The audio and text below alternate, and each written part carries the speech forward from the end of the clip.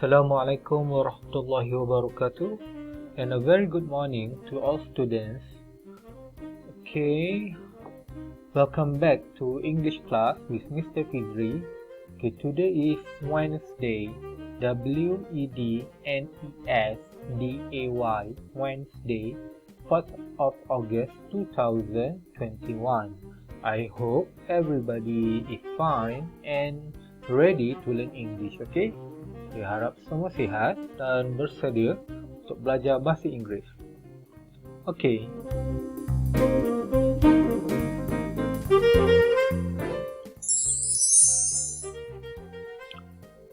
Okay, first, I want to teach you how to read this sentence, okay? This is your previous homework, okay? Ini homework semalam. Tapi saya nak ajar macam mana nak baca perkataan ini, okay? Okay, first we look at the letters, okay? Kita tengok dulu huruf dia. H-O-T, hot. H-O-T, hot. D-O-G-S, dogs. Hot dogs, okay? Okay, so look at the picture. Ini adalah kedai yang menjual hot dog. Okay, so let's read this. Polly, Polly. Stops, stops. At, the. Hot, hot. Dog, dog. Shop, shop. Polly stops at the hot dog shop.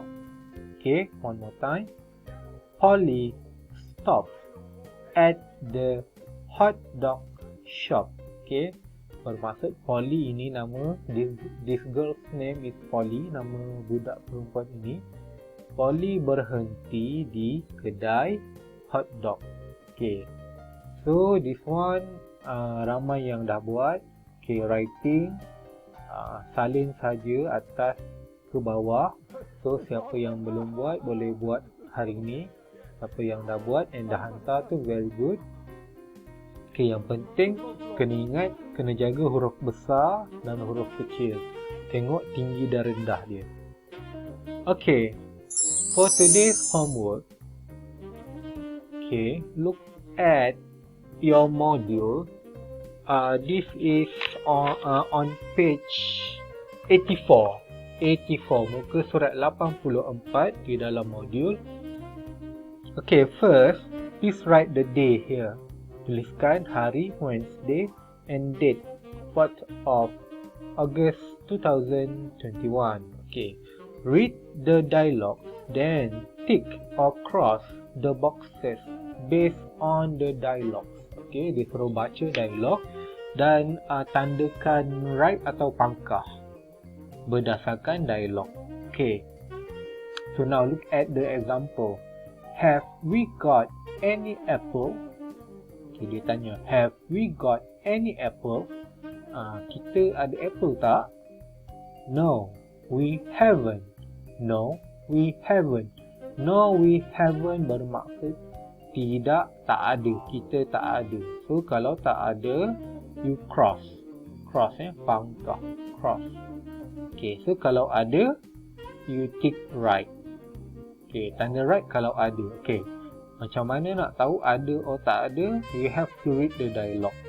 Okay, have we got any orange juice? Yes, we have. Yes, we have. So, yes, we have bermaksud ya, kita ada. So, please tick right. Tandakan tanda betul lah dekat sini. Okay. So, number 2. Have we got any cheese? No, we haven't. Tandakan right ataupun pangkah. Have we got any bananas? Yes, we have. Okay. So, tandakan dekat sini, right ataupun cross. Have we got any chicken? Yes, we have. Okay, tandakan kat sini. Have we got any sausages? No, we haven't.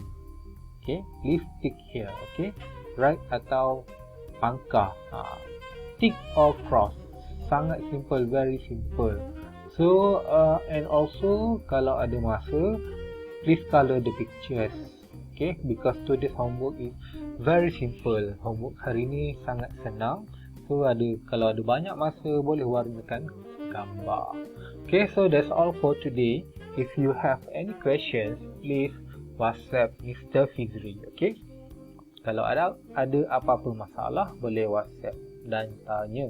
Okay, that's all and see you again. Goodbye.